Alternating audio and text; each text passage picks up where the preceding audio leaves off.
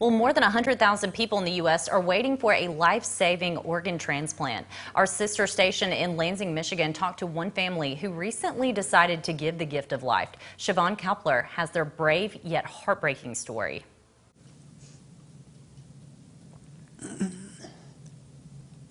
There's a side of me that takes comfort in knowing they're together.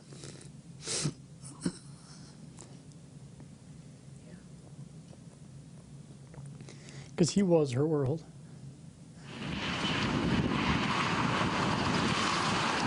On the evening of March 9th, Ryan LaHaye, his wife Dana, and their 3.5-year-old son Reed were driving down westbound I-96 in Clinton County.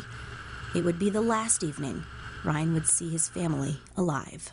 When I remember about the accident, I remember seeing the headlights come across the median, and then don't remember the impact at all.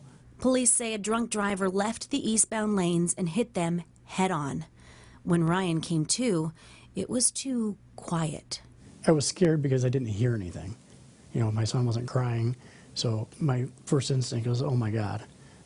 I could see my wife. Like the way I was pushed, I was looking right at her and she was, you know, slumped over. The last thing he heard from a first responder before he passed out was that his wife was likely dead. Both Ryan and Reed were rushed to Sparrow Hospital in Lansing.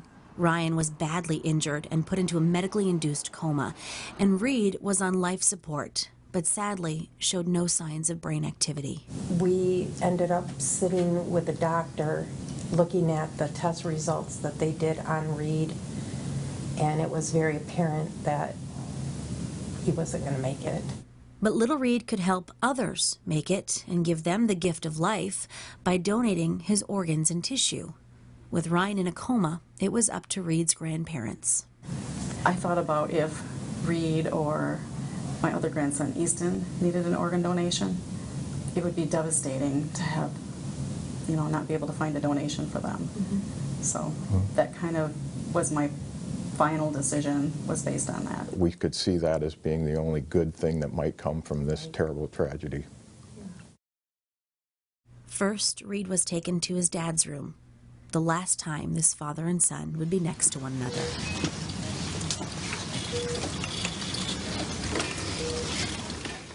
Then, slowly wheeled to the operating room to save lives, as the hospital staff gathered for Reed's honor walk. Lines up in the hallways, shoulder to shoulder, down every hallway, just showing respect for Reed. And when we walked out, it was overwhelming. Little Reed's family, they can't change their story. Their story is tragic, but they were able to write a different story for at least 3 other families that we know of right now. Because little Reed's grandparents made the decision that they made, a 70-year-old woman, a 40-year-old man, and a 1-year-old baby girl are alive today.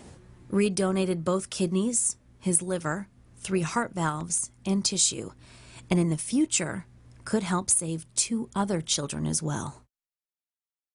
About a week later, Ryan was out of his coma, but soon learned his nightmare wasn't over, that his wife and son were both gone.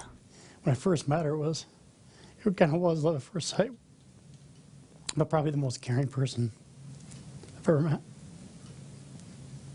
Good mom? Unbelievable.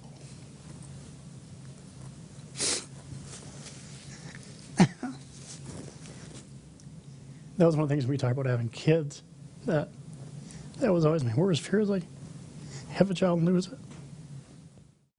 But the boy who was the best parts of both of them, the curious, happy boy with tons of personality and dimples that could melt anyone, is alive in others now.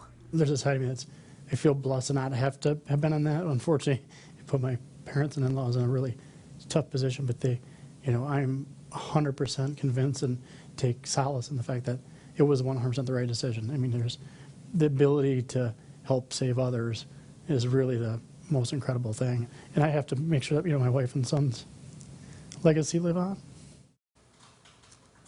The 55-year-old driver faces 5 counts. Police say that he was drunk when the accident happened. If found guilty on all charges, he faces a maximum 15 years in prison.